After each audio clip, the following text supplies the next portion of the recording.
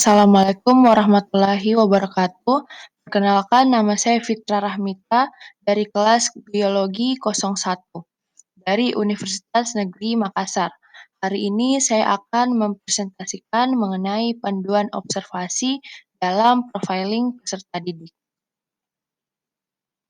Adapun aspek yang diobservasi terdapat 12 bagian, yaitu etnik, kultural, status sosial, minat, perkembangan kognitif, kemampuan awal, gaya belajar, motivasi, perkembangan emosi, perkembangan psikososial, perkembangan moral, dan perkembangan motorik. Pertama, aspek etnik, yaitu peserta didik menyadari keberagaman etnik.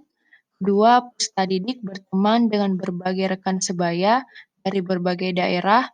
Ketiga, peserta didik saling menghormati dan bersikap toleran. Keempat, peserta didik saling bekerja sama dalam proses pembelajaran. Yang kelima, peserta didik menggunakan bahasa daerah dalam berkomunikasi dengan teman sebaya. Kedua, aspek kultural.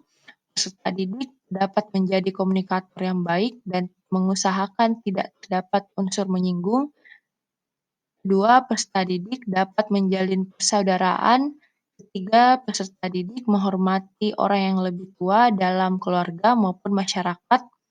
Keempat, peserta didik mengenal budaya yang ada di lingkungan. Dan yang terakhir, peserta didik dapat menghargai segala keberagaman yang ada di kelas. Yang ketiga, aspek status sosial. Pertama, peserta didik memiliki latar belakang pendidikan orang tua yang berbeda-beda.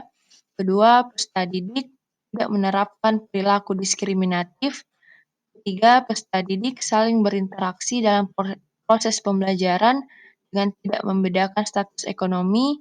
Keempat, peserta didik memiliki fasilitas yang memadai. Dan yang kelima, peserta didik melakukan sarapan pagi sebelum berangkat ke sekolah. Kemudian yang keempat, aspek minat. Pertama, peserta didik mengerjakan tugas tepat waktu. Kedua, peserta didik tidak menanggapi teman sebaya ketika guru menjelaskan. Yang ketiga, peserta didik mengikuti serangkaian alur pembelajaran. Keempat, peserta didik memperhatikan guru ketika menjelaskan. Dan yang kelima, peserta didik tertarik mempelajari materi yang berkaitan dengan biologi. Aspek kelima yaitu perkembangan kognitif. Pertama, peserta didik memiliki kemampuan untuk menyelesaikan tugas yang diberikan. Kedua, peserta didik dapat mengidentifikasi informasi secara tepat dan cepat. Ketiga, peserta didik mampu menyimpulkan garis besar dari keseluruhan materi. Keempat, peserta didik aktif merespon setiap pertanyaan yang diberikan oleh guru. Dan yang kelima, peserta didik bersaing meraih prestasi ketika belajar. Kemudian aspek keenam yaitu kemampuan awal. Peserta didik menyukai jika diberikan pertanyaan pemantik. Kedua, peserta didik senang dengan pemberian kuis. Ketiga, peserta didik senang jika pemberian materi dikaitkan dengan pengalaman.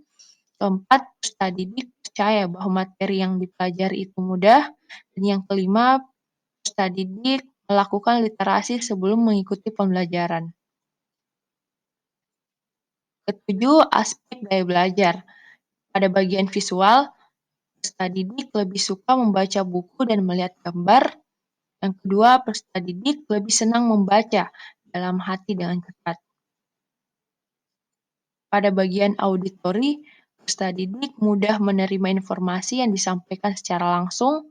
Kedua, peserta didik lebih mudah mengingat hafalan pelajaran dengan mendengarkan penjelasan.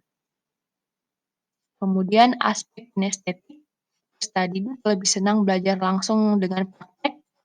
Kedua, peserta didik lebih mudah menghafal materi dengan berjalan-jalan sambil mempraktikkan secara langsung. Kemudian aspek ke-8, motivasi. Peserta didik tidak bosan dengan tugas-tugas biologi. Kedua, peserta didik merasa senang dengan tugas yang diberikan oleh guru. Ketiga, peserta didik memilih aktif saat diskusi dan presentasi. 4. Peserta didik tepat waktu dalam memasuki kelas. Dan yang kelima, peserta didik yakin atas jawaban dari soal-soal biologi yang dikerjakan. 9, yaitu aspek perkembangan emosi. Pertama, peserta didik dapat mengekspresikan setiap pendapat dan emosi di kelas. Kedua, peserta didik dapat menyampaikan pendapat dengan baik. Ketiga, peserta didik menggunakan pemilihan kata, intonasi, gaya bicara saat melakukan presentasi.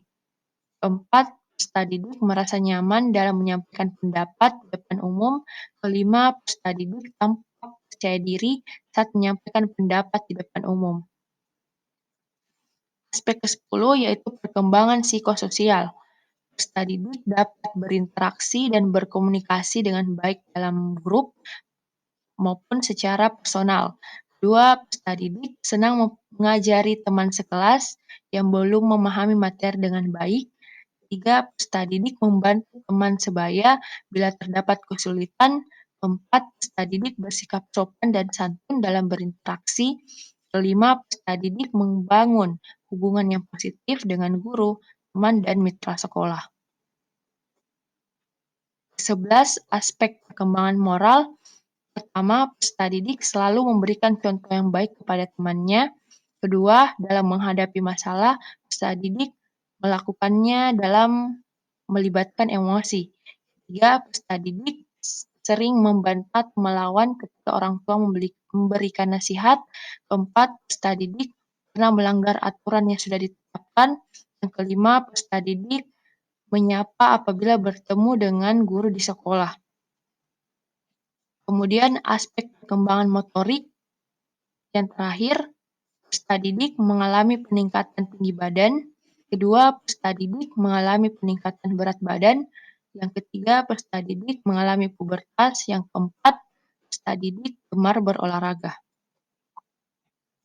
Demikian presentasi saya mengenai panduan observasi dalam melakukan profiling peserta didik. Demikian, wassalamualaikum warahmatullahi wabarakatuh.